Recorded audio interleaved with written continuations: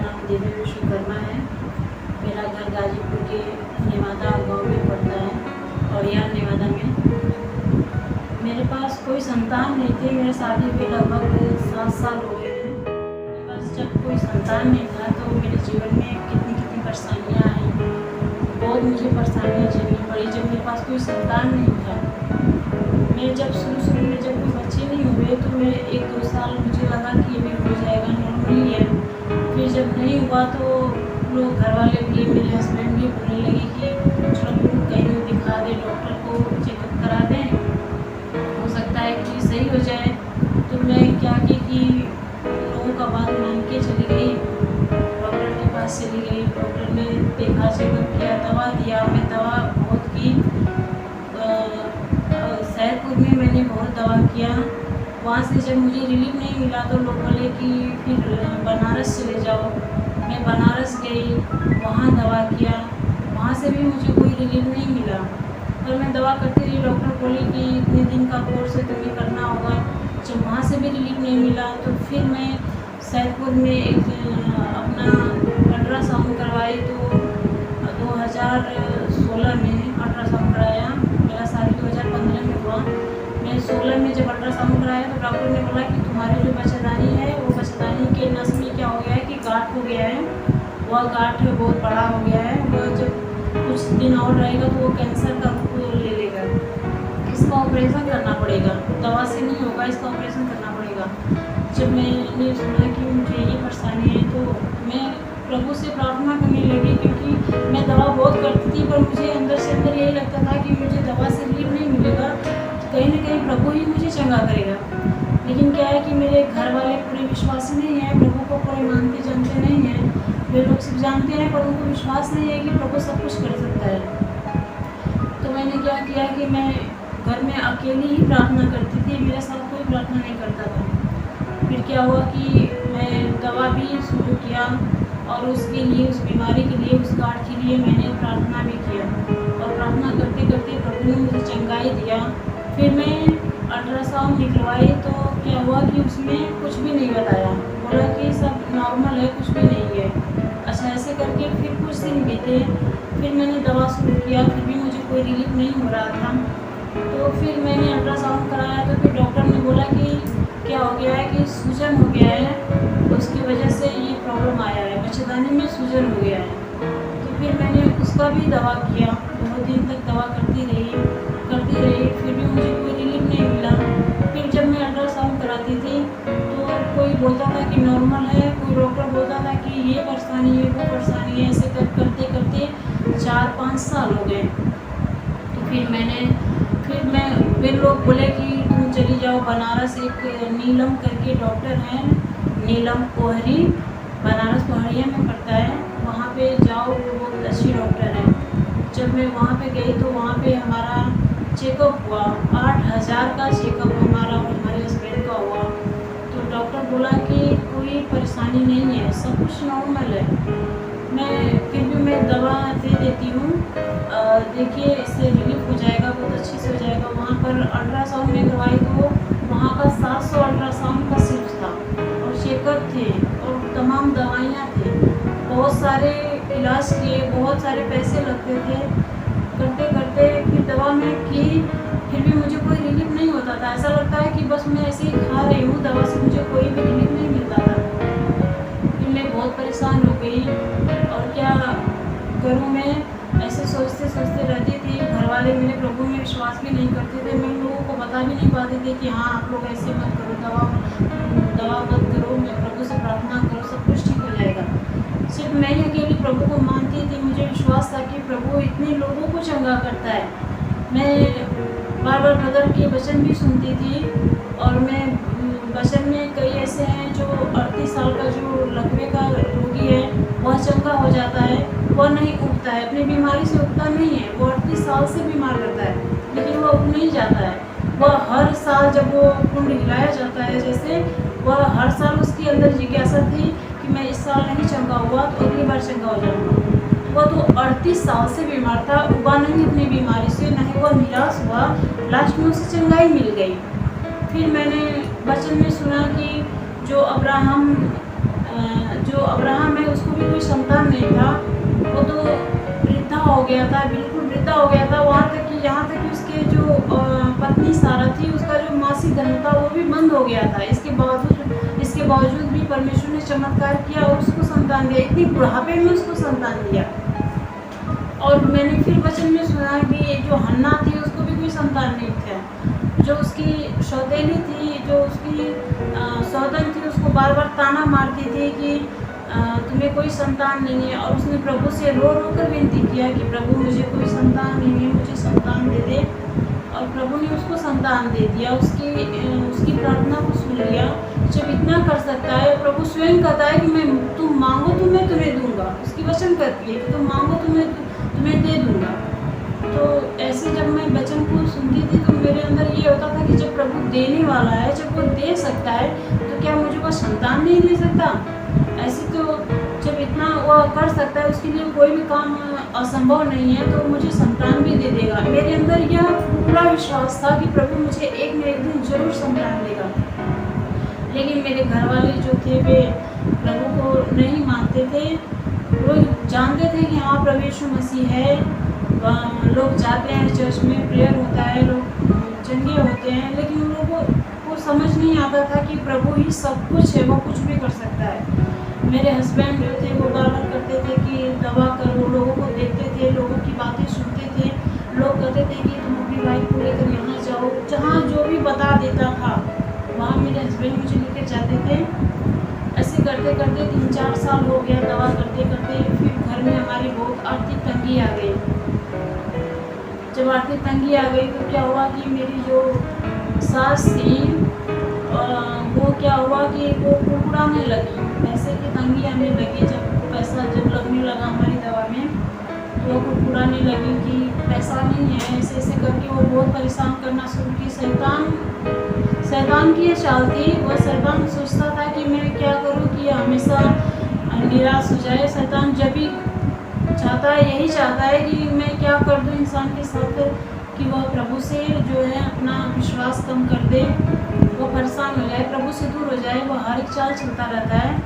तो शैतान ने क्या किया मेरे साथ कि मेरे घर में लोगों के माइंड में घुस के वे ऐसे हरकतें कराता था कि मैं हर तरह से टूट जाऊं। मेरे उस समय जो मेरा पोजीशन था, मेरे साथ उस समय कोई देने वाला नहीं था। मैं किसी से कुछ भी नहीं कहती थी कि हाँ मुझे ये तकलीफ़ है। मैं बस प्रभु से जो भी तकलीफ़ें थी मैं सिर्फ प्रभु से कहती थी।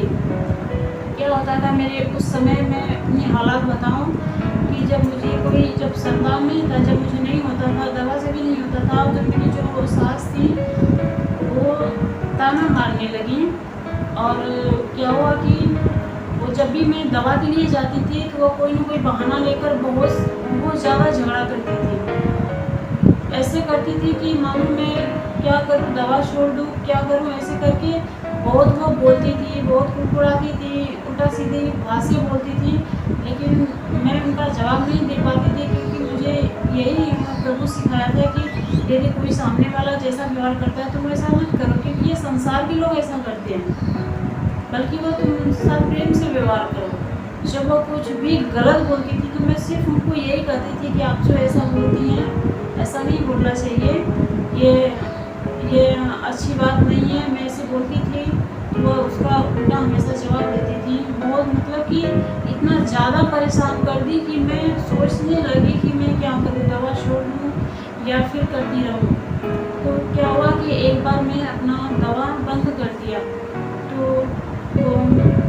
मैं जब दवा बंद कर दी, जब भी दवा बंद कर देती थी तो वह कुछ भी नहीं बोलती थी। और जब दवा शुरू करती थी तो वो बहुत ऐसे ही कोई न कोई बहाना लेकर कि तुम्हारा दवा, मतलब कि वो ऐसे डायरेक्टली नहीं बोलती थी कि हाँ दवा हो रहा है, बस कोई न कोई बहाना लेकर कि ये काम घर में नहीं हो पा रहा है, राशन नहीं आ रहा है, ये नहीं हो पा रहा है, और सब कुछ के लिए पैसा हो जा रहा है, इसके लिए नहीं हो पा रहा है। ऐसे करके वो बहुत परेशान की। तो फिर क्या हुआ कि मैं जब दवा करती रही तो 3 महीने का कोर्स था। मैं बनारस से दवा करने लगी तो 3 महीने का कोर्स था। मैं सिर्फ 1.5-2 महीने दवा करके बंद कर दी। फिर मैंने दवा नहीं किया, दवा बंद कर दिया। लगभग 2017-18 में मैंने दवा बंद कर दिया। फिर क्या हुआ कि फिर कुछ टाइम के बाद फिर मैंने दवा शुरू किया, फिर 1-2 साल तक दवा किया। लगभग मैं 2020 तक मैं दवा ही करती रही, 2019 तक दवा करती रही, पर मुझे कोई रिलीफ नहीं मिला। मुझे बहुत परेशानी हुई जब मैं दवा करती थी। घर के जो आर्थिक स्थिति थी वे भी अच्छे नहीं थे हमारे। ऐसे तैसे करके हमारे हस्बैंड जो है दवा करते थे कि हमारे पास भी कोई संतान हो जाए। वह जब वो किसी और की संतान को देखते थे तो उन्हें भी शौक लगता था कि हमारे पास भी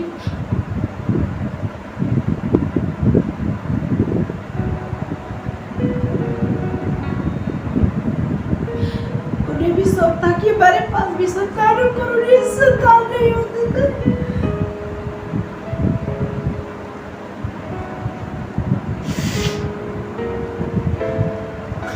हमें भी बहुत तकलीफ थी अंदर से अंदर। जब मैं किसी और को देखती थी बहुत ज़्यादा तकलीफ थी। पर मैं प्रभु में जाना बंद नहीं की, मैं हर संडे प्रभु में जाती थी। बस यही प्रार्थना करती थी। मैं प्रभु की स्टेज पे खड़े होकर लोगों की गवाही भी दिया करती थी। जब प्रेयर चलता था, जब लोगों की गवाहियाँ आती थी तो मैं गवाही भी देती थी, और हर संडे मैं प्रभु में जाती थी। मेरे घर में कितनी भी परेशानियाँ पड़ती थी पर मैं जाती थी। मुझे मेरे अंदर कभी भी ये निराशा नहीं हुआ कि मेरे पास संतान नहीं है, फिर भी मैं प्रभु में न जाऊँ या फिर उनसे विश्वास मेरा कम नहीं हुआ। लोग मेरे अगल बगल थे, कहते थे कि तुम प्रभु में जाती हो, इतना प्रार्थना करती हो, फिर भी तुम्हें कोई संतान नहीं है। मैं सिर्फ लोगों से यही कहती थी कि या तो मेरे कोई गुनाह है जो क्षमा नहीं हो पा रहे हैं, या फिर प्रभु का कोई बहुत बड़ा चमत्कार है जो हमारे साथ होने वाला है। पर क्या हुआ कि मैं सिर्फ जाती रही। मेरे घर वाले, मेरे हस्बैंड भी कभी नहीं गए कलीसिया में, मेरे साथ भी कभी नहीं गए, मेरे घर वाले कोई भी नहीं गए। सिर्फ मैं अकेली जाती थी, अकेली प्रभु से प्रार्थना करती थी, और लोगों की गवाहियाँ भी स्टेज पे देती थी, और प्रभु की सेवकाई भी करती थी। मैं कई साल, 6-7 साल में मैंने प्रभु की सेवकाई की, पर मेरे अंदर कभी निराशा नहीं हुआ कि प्रभु मुझे नहीं देगा। मुझे सिर्फ विश्वास था कि प्रभु मुझे देगा तो ज़रूर देगा, लेकिन कब देगा यह मुझे अंदाज़ा नहीं था। मैं सिर्फ ऐसे ही प्रार्थना करती रही, दवा करती रही। मेरे ये सारे रिपोर्ट्स हैं, जब मेरे कोई संतान नहीं था, ये सारे अल्ट्रासाउंड के रिपोर्ट हैं, सैदपुर के हैं, बनारस के हैं, ये सारे रिपोर्ट हैं जो हमारे जब बच्चे नहीं थे तो ये सारे रिपोर्ट्स हैं। दवा जो था महीने में मुझे दवा कम से कम की दवा मुझे महीने में 3-4 हज़ार का पड़ता था। मैं 3-4 हज़ार दवा महीने में करती थी, और हमारी आर्थिक स्थिति बहुत ही ख़राब है, फिर भी मैं कैसे कैसे करती थी। जब बहुत ज़्यादा मैं परेशान हो गई, हमारे घर के जो 1-2 लोग थे, जब लोग हमें परेशान करने लगे, तो मैंने क्या किया कि आँख बंद करके मैंने दवा बंद कर दिया। ये सारी रिपोर्ट्स हमारी हैं, बहुत सारे पैसे लग गए पर हमें कोई संतान नहीं हो पाया। इसके बाद फिर क्या हुआ कि जब मैंने दवा बंद कर दिया, मेरे जो सास थी वो बहुत ज़्यादा परेशान करती, पर शैतान जो था उनके दिमाग में घुस के ऐसा करवा रहा था। वो चाहता था कि मैं क्या करूँ, यह पूरी तरह से टूट जाए। अनेक प्रकार की बीमारियां उत्पन्न कर देता था। कभी कमर में इतना ज़्यादा दर्द दे देता था कि मैं उठ बैठ नहीं पाती थी। कभी हमारे पेट में इतना ज़्यादा चुभन होता था कि मैं एक बाल्टी पानी तक नहीं उठा पाती थी। इतनी परेशानियां थी। इसके बावजूद भी मैं प्रभु से हमेशा प्रार्थना करती थी, हर एक बात के लिए प्रार्थना करती थी, तो मुझे चंगाई मिल जाती थी। जब मुझे हमारी बीमारी की चंगाई मिल जाती थी तो मुझे विश्वास था कि जब हमारी छोटी छोटी बीमारियां चली जा रही है तो फिर ये बीमारियां जो है ये क्यों नहीं जाएगी। तो मैंने प्रभु से प्रार्थना करना शुरू कर दिया। सिर्फ अपना पूरा मन लगा के प्रार्थना किया कि प्रभु के वचन कहती है कि तुम ढाढ़स बांधो, निराश मत हो, तुम ढाढ़स बांधो, निराश मत हो। तो मैंने क्या किया कि मैंने प्रभु में विश्वास किया, प्रभु के वचन को अपने अंदर रखा, क्योंकि प्रभु के वचन कहती है कि तुम अपनी सारी चिंताएं मुझ पर डाल दो। मैंने क्या किया कि अपनी जो चिंता थी, मेरे जितने भी परेशानी थी, मैंने सब प्रभु में डाल दिया और मैं प्रभु में फिर मगन होने लगी और प्रार्थना करने लगी। ऐसे ऐसे करते करते क्या हुआ कि जब कलीसिया जब बंद हुआ, जब लॉकडाउन लगा, तो ब्रदर जो थे वो ऑनलाइन प्रार्थना प्रेयर करने लगे। मोबाइल से जो था वे सब लोग देखते थे, घर बैठे बैठे, कोई कलीसिया में नहीं जाता था। उस समय लॉकडाउन जब लग गया था, तो लॉकडाउन के समय कोई कलीसिया में नहीं जाता था। तो जब ब्रदर ऑनलाइन प्रार्थना करने लगे तो मैं घर पे ही अपने मोबाइल से ऑनलाइन प्रेयर देखती थी। हर बृहस्पतिवार, हर शुक्रवार, हर रविवार मैं ऑनलाइन प्रेयर देखती थी। जब भी शुरू होता था तो मैं जैसे कलीसिया में प्रेयर सुनती थी, उसी विश्वास के साथ मैं ऑनलाइन प्रेयर सुनती थी। और लोगों की जब भविष्यवाणियाँ होती थी तो मुझे विश्वास था कि प्रभु एक न एक दिन मेरी भी भविष्यवाणी जरूर करेगा। मेरे अंदर ऐसी फीलिंग आती थी कि मेरा भी नाम लेकर कभी भविष्यवाणी होगा। जब भविष्यवाणियाँ होने शुरू होती थी कि हाँ फला नाम का आदमी है, इस बीमारी से चंगा हो रहा है, या फला औरत है जिसको संतान नहीं है, प्रभु उसको संतान दे रहा है, तो मैं भी सोचती थी कि कभी न कभी मेरी भी ऐसी भविष्यवाणी होगी, मुझे भी प्रभु ऐसे संतान देकर आशीषित करेगा। तो क्या हुआ कि मैं ऐसे ही बृहस्पतिवार का दिन था, अप्रैल में 2 अप्रैल को क्या हुआ कि पूरे प्रभु में विश्वास के साथ मैं ऐसे ऑनलाइन प्रेयर देखती थी। और उस समय सुबह से मेरे अंदर कुछ अजीब सी फीलिंग थी, कुछ अजीब सी उदासी थी, और मैं प्रभु से रो कर वैसे ही प्रार्थना करती थी, अपना ऑनलाइन प्रेयर देख रही थी। क्या हुआ कि जब ब्रदर ने चंगाइयाँ दिया, चंगाई के बाद वे जब भविष्यवाणी करने लगे तो ब्रदर ने भविष्यवाणी किया मेरे नाम का। परमेश्वर ने उनको भविष्यवाणी दिया, परमेश्वर ने मेरे नाम की भविष्यवाणी करवाई। 2 अप्रैल को मेरी भविष्यवाणी हुई कि जब ब्रदर बोले कि एक बहन है जिसको परमेश्वर संतान देकर आशीष दे रहा है। जिसके पास संतान नहीं है, परमेश्वर यीशु मसीह के नाम से आगे कहता हूं, उसके गर्भ में संतान की उत्पत्ति हो, परमेश्वर उसे संतान की आशीष दे। प्रभु यीशु के नाम से आगे कहता हूं, जिसके पास संतान नहीं, उसके गर्भ पे किसी प्रकार के बंधन है तो यीशु के नाम से नष्ट हो जाए। कोई तंत्र मंत्र के बंधन हो तो नष्ट हो जाए। प्रभु यीशु के नाम से तंत्र मंत्र के बंधन नष्ट हो जाए, तंत्र मंत्र के बंधन नष्ट हो जाए। प्रभु यीशु के नाम से उन्हें संतान की उत्पत्ति हो, प्रभु यीशु के नाम से उन्हें संतान की उत्पत्ति हो। अभी एक बहन है, अभी प्रभु हमें एक बहन को दिखा रहा है, उसके नाम को भी दिखा रहा है। उसका नाम दिव्या करके दिव्या है। आज प्रभु बता रहे, दिव्या को प्रभु बता रहे, उसके गर्भ को प्रभु खोल रहा है, आज से उसे संतान की उत्पत्ति की आशीष दे रहा है, संतान की उत्पत्ति की आशीष दे रहा है। उसने हमारा नाम भी लिया, परमेश्वर ने हमारा नाम भी बताया। और ब्रदर ने कहा कि एक बहन है जिसका नाम दिव्या है, परमेश्वर उसको एक संतान देकर आशीष दे रहा है, और उसको संतान परमेश्वर देकर आशीष दे रहा है। और उसके जो गर्भ के सारे बंधन हैं, सारी जो बंधन है वे सारे बंधन टूट रहे हैं, उसकी सारी बीमारियां जा रही है, और उसको संतान देकर आशीष दे रहा है। तो जब मैंने उस भविष्यवाणी को सुना तो मेरे अंदर एक अजीब सी आहट आने लगी। ऐसा लग रहा था कि वो भविष्यवाणी सुनकर मेरे अंदर अजीब सी फीलिंग होने लगी, और मैंने तुरंत विश्वास किया कि ये भविष्यवाणी सिर्फ हमारे लिए है। मैंने उस भविष्यवाणी को नजरअंदाज नहीं किया, ये नहीं सोचा कि किसी और के लिए भी हो सकता है। मैं वह भविष्यवाणी सुनते ही मैंने विश्वास कर लिया कि ये सिर्फ भविष्यवाणी हमारे लिए ही है, और मैं तुरंत घुटने टेककर प्रभु का धन्यवाद की, और मैं पूरे विश्वास में हो गई कि प्रभु मुझे संतान दे दिया है। मैंने विश्वास कर लिया कि प्रभु ने मुझे संतान दे दिया है, और मुझे प्रभु ने संतान दिया। और मेरी ये जो बेटी है, मेरी बेटी परमेश्वर ने मुझे दिया, और ये मेरी बेटी 2 अप्रैल को भविष्यवाणी हुआ, और मेरी बेटी 16 अप्रैल 2021 में पैदा हुई है, और यह बिल्कुल सही है। जब मेरा डिलीवरी का समय हुआ था तो शैतान ने भी तब भी पीछा नहीं छोड़ा, और जब डिलीवरी होने लगी तो मेरी कंडीशन इतनी ख़राब हो गई, इतनी कि मेरे शरीर के जो सारे ब्लड थे वे सारे ब्लड निकल गए। मेरे शरीर में ताकत नहीं रह गई थी, मेरी जान नहीं रह गया था। ऐसा लगता है कि अब मैं 2-3 घंटे में यदि मुझे रेफर नहीं किया या के लोग हॉस्पिटल वाले जो थे, नर्स अगर रेफर नहीं करते तो डॉक्टर बोला था कि आधे घंटे में इनकी जान चली जाती अगर नहीं आती तो। इतना ज़्यादा हो गया था कि मैं बहुत ही कमज़ोर होने लगी और मेरे शरीर पीले पड़ने लगे।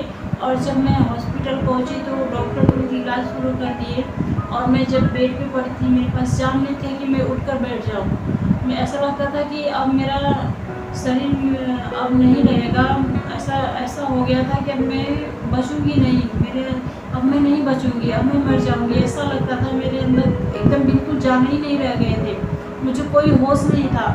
लेकिन जब डॉक्टर ने इलाज किया, जब मुझे होश आया तो मैं बेड पे ही पड़ी। मैंने फिर भी प्रभु का धन्यवाद किया कि प्रभु यहाँ तक मुझे आप जीवित रखे हो, आपने मुझे जीवित रखा है। और मैंने प्रभु से हॉस्पिटल में ही प्रार्थना किया, प्रेयर किया कि प्रभु बस आप मुझे चंगा कर दो ताकि मैं आपकी जीवित गवाही लोगों को बता सकूँ, मुझे पूरी तरह से चंगाई दे दो। और मैंने प्रभु से प्रार्थना किया, बल्कि मैं निराश नहीं हुई कि मेरे साथ ऐसा कैसे हो गया। मैं प्रभु से प्रार्थना करती हूँ, फिर भी प्रभु ने मेरे साथ ऐसा क्यों कर दिया। मैंने कभी प्रभु का दोष नहीं दिया, सिर्फ मैं यही सोचती थी कि मेरे ही अंदर कोई ऐसी कमी होगी जो मैं इतनी परेशानी में पड़ी हूँ। और जब मैं चंगी हो गई, पूरी तरह से स्वस्थ हो गई, तो आज प्रभु ने मुझे बिल्कुल स्वस्थ रखा है, मेरी बच्ची को भी बिल्कुल स्वस्थ रखा है। अब मुझे कोई परेशानी नहीं है, इसलिए मैं प्रभु का कोटि धन्यवाद करती हूँ। और मैं सभी उन भाई और बहनों से कहना चाहती हूँ जिसके पास कोई संतान नहीं है या फिर कोई और बीमारी में कोई बचा है, तो क्योंकि लोगों का विश्वास कम होने लगता है जब उसकी बीमारी नहीं जाती है। लोग प्रभु में जाते हैं, प्रेयर करते हैं, प्रार्थना करते हैं। लोगों के स्टार्टिंग में विश्वास होता है, लोगों का देख कर विश्वास होता है कि मैं भी चंगा हो जाऊंगा। लेकिन क्या है कि जब कोई भाई बहन जाते हैं प्रभु में, जाते रहते हैं, जब उनकी बीमारी नहीं जाती है, उनके अंदर का जो विश्वास होता है वो कमज़ोर होने लगता है और वे भटक जाते हैं, प्रभु से प्रेयर करना छोड़ देते हैं, फिर तमाम प्रकार की उपाय करने लगते हैं जो परमेश्वर को जलन देने वाली बातें हैं, ऐसे करने लगते हैं। और क्या हुआ कि उनका जो विश्वास कमज़ोर हो जाता है और वो चंगा नहीं हो पाते हैं। और ये सारी हरकतें सिर्फ शैतान कराता है। जब कोई भी प्रभु में जाता है तो शैतान कहता है कि वो तो सीधे कहता है कि मैं प्रभु में लोगों को जाने नहीं दूंगा, मैं प्रभु से लोगों को दूर करूंगा। लेकिन प्रभु कहता है कि जो मेरे सच्चे विश्वासी होंगे वे कभी नहीं हिलेंगे। तो मैं भी उन भाई बहनों को कहना चाहती हूँ कि यदि आपको कोई भी बीमारी हो, कोई भी भारी बीमारी हो, आप सिर्फ प्रार्थना करते रहिए और ये सोचिए कि कोई न कोई ऐसी मेरे अंदर कमजोरी होगी, मेरे अंदर ऐसी कोई पाप होगा जो क्षमा नहीं हो पा रहा है, या तो कोई परमेश्वर की कोई बड़ी योजना होगी। आप जब भी प्रभु में जाते हो तो निराश मत होइए जब तक कि आपको चंगाई न मिल जाए। आप प्रभु से प्रार्थना करते रहिए। जैसे प्रभु ने मुझे आज जीवन में मेरी खुशियाँ दी है, वैसे ही आपके भी जीवन में खुशियाँ देगा। इसलिए मैं सभी भाई बहन से कहना चाहती हूँ कि आप प्रभु में विश्वास करिए, उसमें बने रहिए, तो प्रभु सदैव आपको खुशहाल रखेगा। वह आपके हर एक इच्छा को पूरा करेगा।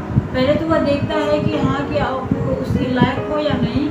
यदि आप उसके विश्वास में तभी बने रहते हो, जैसे अय्यूब था, उसको कितनी परेशानी थी, यहाँ तक कि सिर्फ उसकी सांसें रह गई थी, उसका शरीर पूरा बिल्कुल बिगड़ गया था। शैतान उसके हर एक चीज़ को छीन लिया था, लेकिन उसका जो विश्वास था, शैतान ने उस विश्वास को नहीं छीन पाया।